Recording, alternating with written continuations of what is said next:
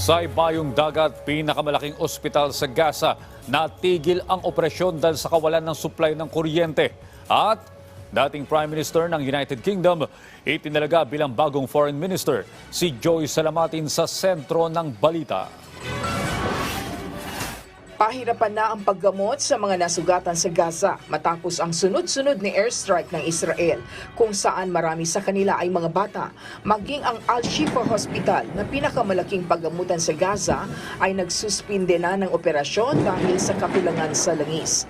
There is no electricity actually, there is no water, there is no food. So our team is exhausted. We have 2 unit patients die actually because the incubator it's not working because there is no electricity. Also we have other patient in the ICU. He died because the ventilator is shut down.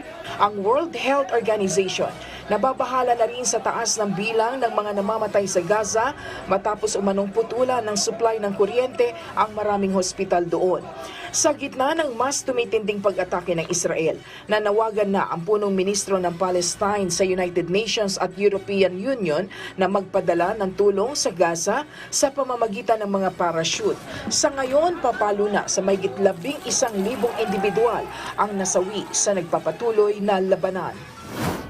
Itinalaga naman ni British Prime Minister Rishi Sunak si dating Prime Minister David Cameron bilang bagong Foreign Minister ng Britanya. Nagbitiw sa pwesto si Cameron matapos ang 6 na taon sa termino. Naging kontrobersyal siya nang magsagawa ng referendum sa membership ng Britanya sa European Union. Ayon naman kay Sunak, tiwala siya kay Cameron. Aniya, malaki ang maitutulong ng dating punong ministro, lalo na sa pagpapalakas ng pakikipag-ugnayan ng Britanya sa ibang mga bansa.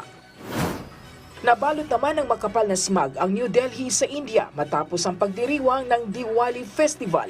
Ang taunang Diwali o Festival of Light ay ipinagdiriwang sa India sa pamamagitan ng maingay na firecrackers o paputok. Bago ito, nagbabala na ang pamahalaan na huwag gumamit ng paputok sa pagdiriwang ng Diwali. Sa ngayon, nasa poor quality ang hangin sa New Delhi. Marami na rin bata ang isinugod sa mga hospital matapos makaranas ng hirap sa paghinga dahil sa matinding polusyon o toxic smog. Joy Salamatin para sa Bayan.